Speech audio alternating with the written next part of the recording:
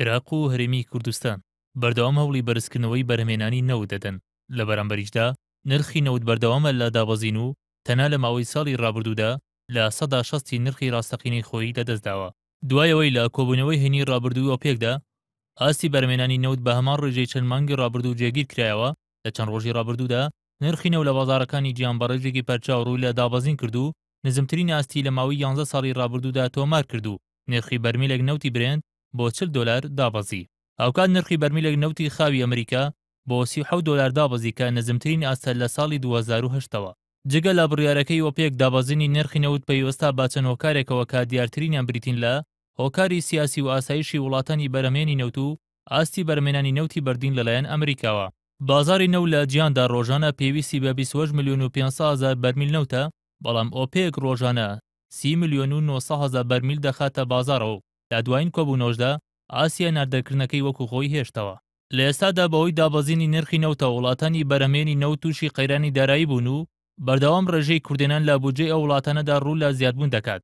لەو چوارچێوەشدا عێراق و هەرێمی کوردستان کە سەرچاوەی داهاتیان هەناردەکردنی نەوتە تووشی قەیرانی دارایی بوون و هەرچەندە بەردەوام ڕێژەی هەناردەکردنی نەوت بەرەو زیادبوون دەچێت، بەڵام کەمترین دەهات دەگەڕێتەوە وڵات.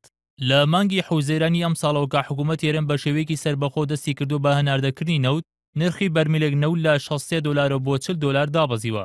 واتە بەهۆی دابەزینی نرخی نەوتەوە لە ئێستادا حکوومەت هێرم لە هەر بەرمیلێکدا 23 دلار زیانی بەردەکەوێت. بە پێی ئامارەکانی وەزارەتی سامانە سروشتەکانی هەرێم لە مانگی حوزەیرانی ڕابردووە کە بە سەربەخۆی نەوت هێرم دەفرۆشن، مانگانە 682 ملیۆن دلار داهاتی نەوتی هەرێم بووە. بەو پێش ئەو داهاتەی حکوومەت هێرم لە فرۆشی نەوتا دەستی دەکەوێت بە ڕێژەیەکی بەرچاو ڕوو لە دابەزین دەکات. لە پرۆژیاسەی بودجەی گشتی عێراقیشدا بۆ ساڵی 2016 بۆی دابەزینی نرخی نەوتەبڕی کوردێنان بە زیاتر لە 24 تریلیۆن دینار مەزەندە کراوە و نرخی بەرمیلێک نەوت بە 45 دلار دیاری کراوە. بەڵام هێشتا پرۆژیاساکە پەسەند نەکراوە. نرخی نەوت 5 دلار خوارە و نرخە کەوتووە کە لە بودجەکەدا دیاری کراوە و لێستاشدا ئاماژە بۆ دەکرێت ئەگەر نرخی نەوت 1 دلار دابەزێت ئەوە بڕی کوردێنان 1 میلیارد دلار زیاد دەکات لە بودجەی گشتی عێراقدا. نرخی بەرمیلێک نەوت لە ساڵی 1989دا بە 13 دلار بوو، لە ساڵی 1990دا گەیشتە 11 دلار. بەڵام لەو کاتەوە نرخی نەوت لە بازاڕەکانی جیهاندا ڕووی لە بەرزبوونەوە کردو. لە ساڵی 2008دا نرخی بەرمیلێک نەوت گەیشتە 140 دلار و بەڵام لە ناوەڕاستی ساڵی 2014ەوە جارێکی دیکە نرخی نەوت ڕووی لە دابەزین کردو.